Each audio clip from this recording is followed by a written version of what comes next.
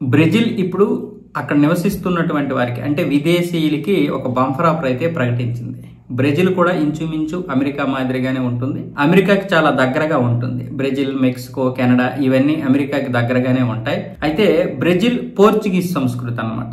ఇక్కడ కూడా చాలా బాగా అంటే అమెరికాని ఇష్టపడినటువంటి వారు, అక్కడ శాశ్వత నివాసం దొరకనటువంటి వారికి ఇప్పుడు బ్రెజిల్ ఇచ్చినటువంటి ఆఫర్ అయితే ఉపయోగపడుతుంది. అంటే అమెరికా లాంటి దేశంలో స్థిరపడాలనుకుంటున్నటువంటి వారికి బ్రెజిల్ ఒక ప్రత్యామ్నాయంగా చెప్పొచ్చు. ఎవరైనా సరే ఇక్కడ స్థిర నివాసం ఏర్పరచుకోవడానికి ఒక బంపర్ ఆఫర్ ప్రకటించింది బ్రెజిల్. ఎవరైనా సరే దరఖాస్తు చేసుకోవచ్చు. ఎవరైనా అంటే అక్కడ నివసిస్తున్నటువంటి విదేశీయులు, ఉద్యోగం చేస్తున్నటువంటి వారు, వ్యాపారం చేస్తున్నటువంటి వారు, స్థిరాస్తిలో పెట్టుబడులు పెట్టినటువంటి వారు, ఇలాంటి వారైతే దరఖాస్తు చేసుకోవచ్చు. ఆ దరఖాస్తు వాల్యూ $300 నుంచి $350 ఉంటుంది. అంటే 30,000 రూపాయలు, 25,000 నుంచి 30,000 రూపాయలు అయితే ఉంటుంది ఈ దరఖాస్తు వాల్యూ. అయితే అందరూ అంటే అందరూ కాదు, ఇప్పుడు చెప్పినట్టు విధంగా ఎవరైతే ఉద్యోగాలు చేస్తున్నారో వాళ్ళు. అయితే ఇంతకుముందు 10 సంవత్సరాలు, 15 సంవత్సరాలు, 20 సంవత్సరాలుగా బ్రెజిల్లో ఉండి మళ్ళీ బయట ఎక్కడైనా మరొక 2 సంవత్సరాలు వరుసగా ఉంటే మాత్రం వాళ్ళు అనర్హులు. బ్రెజిల్ బయట 2 సంవత్సరాలు ఏకదాటిగా ఎవరు ఉండకూడదు.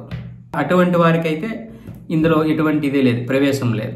అలా కాకుండా కొన్ని సంవత్సరాలుగా ఇక్కడ ఉద్యోగాలు చేసుకుంటున్నటువంటి వారు అయితే $2,000 నెలకి సంపాదించుతున్నటువంటి వారికి శాశ్వత నివాసం బహుశా రాకపోవచ్చు, ఆ పైనే ఉండాలి. అలాగే వ్యాపారులకు కూడా కొంత పెట్టుబడి ఏదైతే ఉందో లాభాలు అవి కూడా ఒక లిమిట్ ఉందన్నమాట. అంతకంటే తక్కువ లాభాలు వస్తే వాళ్ళకి లేవు. ఇలా కొన్ని రూల్స్ అయితే ఉన్నాయి. ఇలా కాకుండా వాళ్ళు చెప్పినటువంటి విధంగా ఉంటే మాత్రం శాశ్వత నివాసం ఏర్పాటు చేసుకోవచ్చు అక్కడ. కాకపోతే బ్రెజిల్లో సమస్యలు ఏంటంటే కొన్ని ప్రాంతాల్లో అధిక వ్యయం అంటే ఖర్చు ఎక్కువ ఉంటుంది, పన్నులు కూడా ఎక్కువే బ్రెజిల్లో. దీంతో పాటు దారి దోపిడీలు, డ్రగ్ మాఫియా, క్రిమినల్స్ కూడా ఎక్కువే. ఇలాంటి వారితో అంటే మొత్తం కాదు, మన దేశంలో కొన్ని దగ్గరలో ఎలాగైతే ఇలాంటి దరిద్రులు ఉంటారో అలాగే బ్రెజిల్లో కూడా ఉంటారు.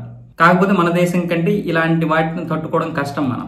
ఎందుకంటే వీళ్ళు గొప్ప దరిద్రులు, గొప్ప చండాలమైనటువంటి వారు. మనకు అలవాటు ఈ దేశం బాగా. అలాగే ఆ దేశంలో ఉన్నటువంటి వారికి అలవాటు అయితే పర్వాలేదు, అలవాటు లేనటువంటి వారికి చాలా కష్టం బ్రెజిల్. అమెరికాలో కూడా ఇప్పుడు గన్ కల్చర్ ఉంది, కొన్ని దగ్గరలో చంపేస్తా ఉన్నారుగా. అలా కాకపోతే బ్రెజిల్లో కొంచెం ఎక్కువ అవి, వాటిని మాత్రం మనం చూసుకోవాలి.